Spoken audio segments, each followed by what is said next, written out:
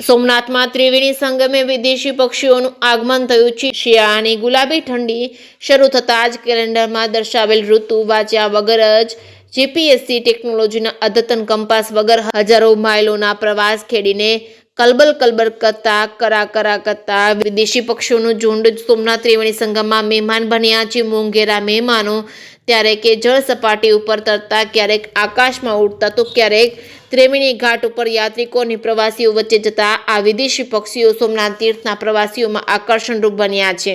યાત્રિકો આ પક્ષીઓ સાથે કે તેના નયનરમ્ય દ્રશ્યોને પોતાના મોબાઈલ કેમેરામાં ક્લિક કરી યાત્રાનું સંભાળણું સુખદ બનાવે છે।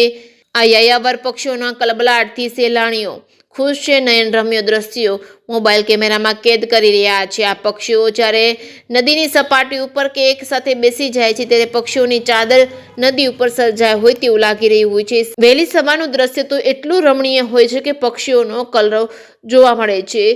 ઠંડા પ્રદેશમાં વધુ પડતી ઠંડીને કારણે તળાવો અને નદીઓમાં બરફ જામી જાય છે અને આ પ્રદેશમાં ઓછી અને ઠંડી પડે છે તેવા પ્રદેશમાં ઠંડીની મોસમ પૂરી થાય ત્યાં સુધી રોકાય છે, સાથે તેમના બચ્ચાઓને જ ઉછેર કરે છે। ઠંડી પૂરી થયા બાદ ફરી પાછા પોતાના દેશ જાય છે। આશ્રય અને ભરોસે આવેલા છે આ પક્ષીઓ વન વિભાગે કાયદા હેઠળ શિકાર માટે પ્રતિબંધ છે। જે કે સિંહ ગુજરાતી સાથે મહેશ વાજા, સોમનાથ।